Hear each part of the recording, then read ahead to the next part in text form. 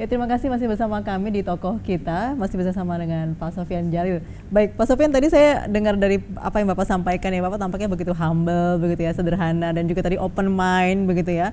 Nah, ini luar biasa, Pak. Apakah memang ini pengalaman Bapak di masa hidup dulu, mungkin ketika merantau dari Aceh, memulai dari bawah, begitu Pak, juga sangat berpengaruh dengan apa yang menjadikan Bapak seperti ini?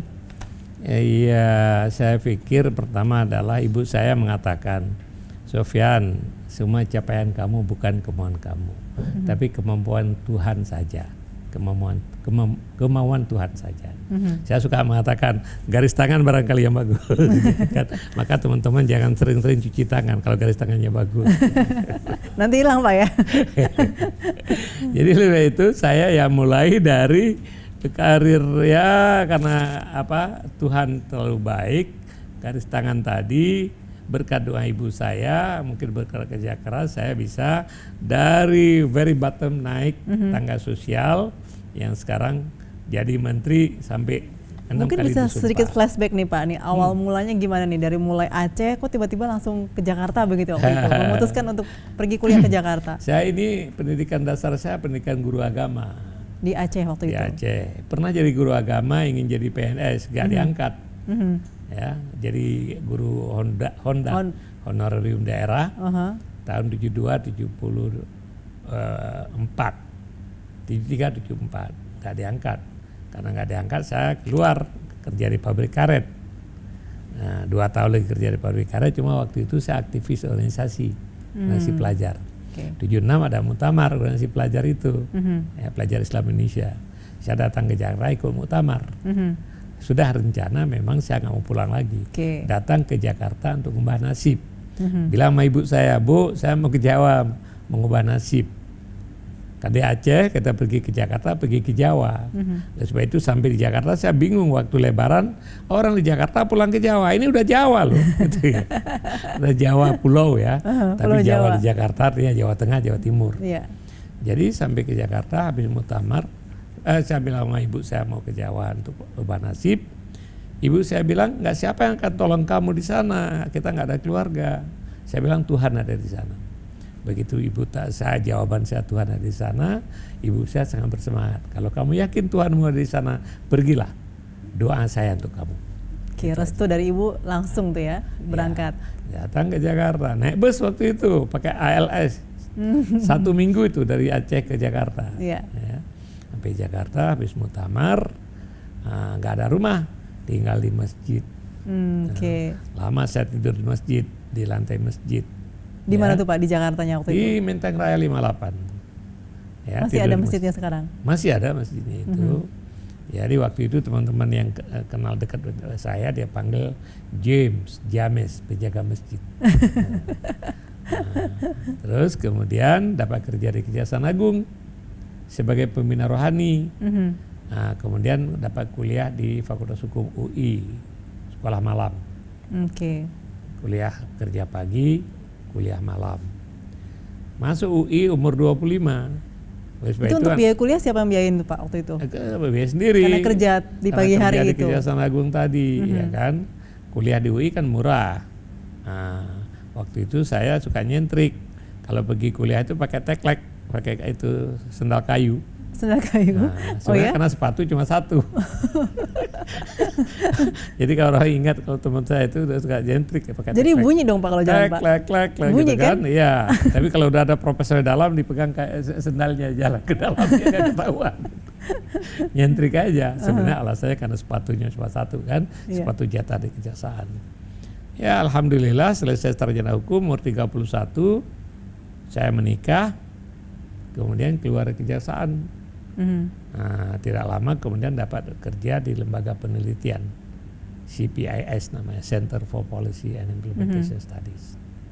Kemudian setelah 2 tahun di situ dapat sekolah ke Amerika. Nah, jadi dapat beasiswa itu Pak ya? Pergi ke Amerika. Beasiswa dari CPIS ya.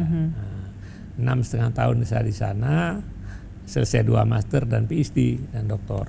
Wow, luar biasa itu. Langsung diambil semua ya di sana ya? Ya alhamdulillah, sponsornya generous. Ya. Di samping tadi itu garis tangan saya bilang tadi, doa ibu saya gitu kan. Ya, jadi selesai doktor pulang ke Indonesia, kembali lagi kepada lembaga penelitian tadi. Nah, setelah itu kira 2 tahun di sana, mulai mengajar yang ada cerita tadi. Ya begitu pulang udah dokter, ngajar di mana-mana, di UI, di Unpad, di PPM, di macam-macam. Ngamen lah, ya. Pagi kerja, malamnya ngamen, hari Minggu Sabtu Minggu ngamen, ngajar maksudnya. Iya. Kemudian masuk Bursa Efek Jakarta sebagai Vice President. Kemudian diajak Pak Tanri sebagai asisten menteri. Jadi asisten menteri BUMN tahun 98. Iya. Nah, kemudian 2004 ketemu Pak JK, menjadi tim kampanye Pak JK. Dan Pak JK terpilih kemudian dengan wakil presiden Pak SBY. Saya jadi menteri. Ya. Nah, 2 tahun jadi menteri Kominfo, iya. dipindahkan ke Menteri BUMN. Kemudian kabinet Pak SBY kedua saya nggak diajak lagi. Saya keluar, saya bekerja di private sector, jadi komisaris, jadi konsultan, jadi macam-macam lah, ya sambil cari uang. Ya, syukur alhamdulillah karena nggak ikut Pak SBY kayak kedua, saya bisa ikut Pak Jokowi. Kalau waktu 2009 jadi menteri Pak SBY nggak pernah jadi menteri Pak Jokowi kan? Ya, mungkin nggak dipakai lagi begitu Pak ya? Mungkin nggak akan dipakai lagi ya? Mungkin dibully oleh Nazarudin barangkali kan? Karena waktu ya kami ya. Tapi alhamdulillah. Jadi oleh sebab itu pengalaman berharga adalah pengalaman saya yang seperti tadi. Saya nggak jadi guru agama dulu, nyesal. Ya, coba kalau saya jadi guru agama nggak pernah ketemu kamu, nggak pernah jadi menteri, tidak di jadi Jakarta kepala mungkin, SD di kampung kan. Iya. Jadi kemudian juga begitu 2009 nggak diangkat oleh Pak SBY kali kedua, saya bersyukur alhamdulillah. Kalau saya diangkat nggak pernah jadi menteri Pak Jokowi, ya kan?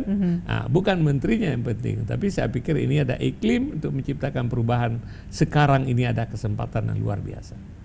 Kita beruntung punya Presiden Jokowi yang sangat ingin mengubah negeri ini, dan orang-orang yang reformis, ini kesempatan kita mengubah negeri ini. Saya beruntung sekali, ya berada dalam tim di mana Pak Jokowi yang sedang mereform negeri ini. Insya Allah saya yakin ya, Indonesia ini akan lebih baik dan sudah lebih baik. 5 tahun terakhir ini sudah lebih baik dan berbagai hal. Ya, 5 tahun akan datang, insya Allah akan lebih baik lagi. Apakah ada pesan mungkin dari Pak Sofyan nih kepada generasi milenial nih, terutama mungkin berkaitan dengan tantangan nanti ke depan, tanah itu akan semakin susah, semakin mahal, dan juga mungkin sulit untuk mencari tempat hidup yang terjangkau. Jangan-jangan karena sebenarnya juga ada ide bahwa milenial sekarang tuh tidak mungkin susah untuk memiliki rumah karena. Nah gini, oleh sebab itu sekarang ini kita harus dorong dan penciptaan lapangan kerja sedang dibuat oleh Pak Jokowi, pertumbuhan ekonomi yang cepat ya. Kalau ekonomi kita tumbuh bagus, kita bekerja bagus, investasi jalan, maka ekonomi ini akan tumbuh, pendapatan masyarakat akan meningkat.